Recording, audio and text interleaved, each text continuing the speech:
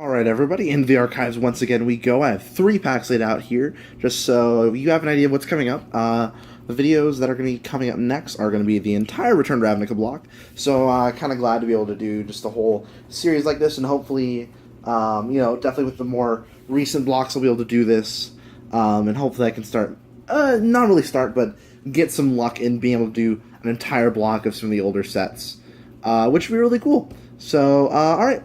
We're going to get started and get rid of Gate Crash and Dragon's Maze here, and we're going to move and just start off with, of course, Return to Ravnica. So, Return to Ravnica started off, came out about 2-3 years ago now, and of course, as the name implies, it's going back to the plane of Ravnica. This should be, I believe, the third or second. It's either second or third, actually, just sort of like, hey, we're going to go and revisit this area after, of course, all the Dominaria stuff. So, actually, this should be the second revisit. Yeah, Zendikar, Battle for Zendikar will be the third revisit. So after Scars and Mirrored in block, this is our next return set. So, let's crack it and see what's going on inside. So, unlike the original Ravnica block, where everything was split up into, like, 2 or 3 guilds,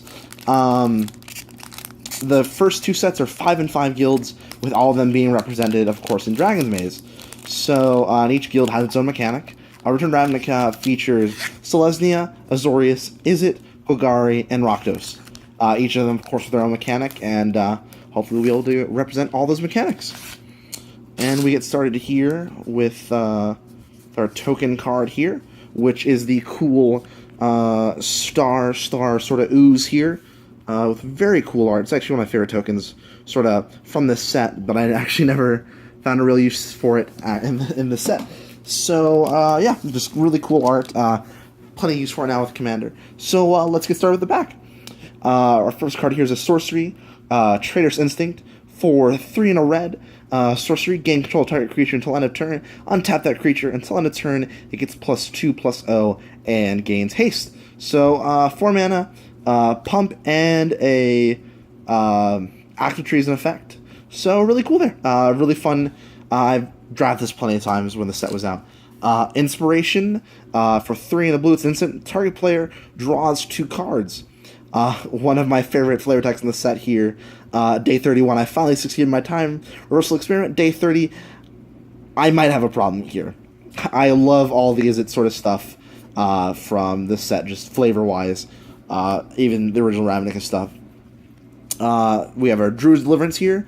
For 1 and a green, you prevent all combat damage that would be dealt to you this turn, and Populate, which is a Selesnya mechanic, which allows you to put a token on the battlefield that's a copy of a creature token you control. So Selesnya, instead of Convoke, where it was like all your creatures work together, this is building you more of those smaller, you have smaller guys, and they all work together towards a bigger goal.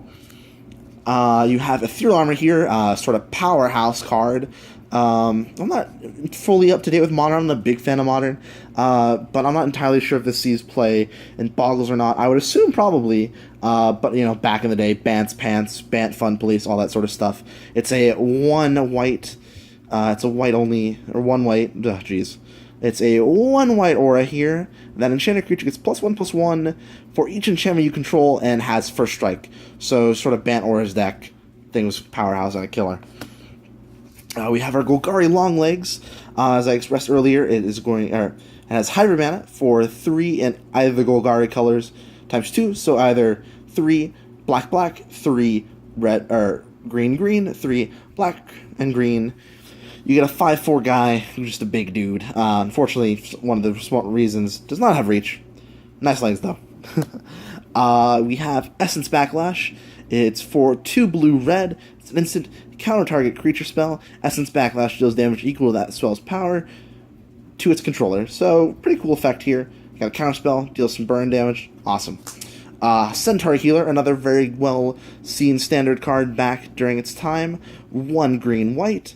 When Centaur Healer enters the battlefield, you gain 3 life, and it's a 3/3. So, really good value here. Spawn of Rixmati for 3 black-red. It has Unleash. It's a 5/3.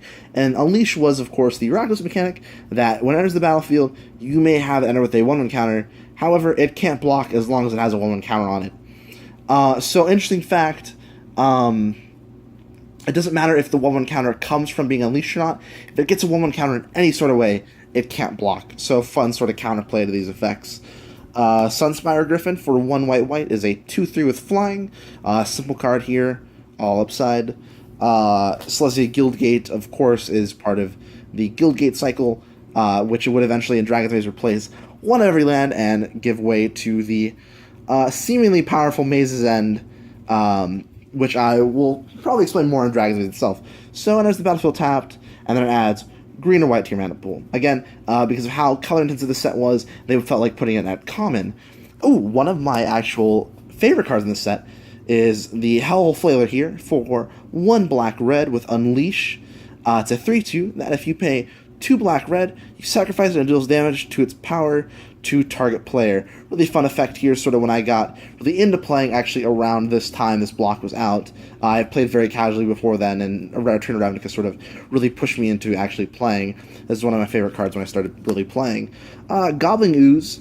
For 4 in green, you get an Ooze. That's a 3/3. And if you pay a green, you sacrifice another creature and put a 1/1 counter on Goblin Ooze here. So, put in your populated deck and make a bunch of small dudes, pay a bunch of green, get this guy really big. Bloodfray Giant here. For 2 red, you get a 4/3 trample, and of course, once again, Unleash. And to go along, I guess, with all of our other decent Rakdos cards here, we get Rakdos, Lord of Riots himself, for black, red. You get a 6/6 legendary demon creature, which you can't cast unless your opponent lost life this turn. He has Flying Trample, and you can cast creature spells 1 less to cast, or creature spells you cast cost 1 less for each 1 life your opponent lost this turn. So deal your opponent a lot of damage, get some guys really cheap, really Rakdos effect, really cool. Really like this guy a lot. And finish out, we get a very nice John Avon Forest. Alright guys, that's going to be it for Return to Ravnica.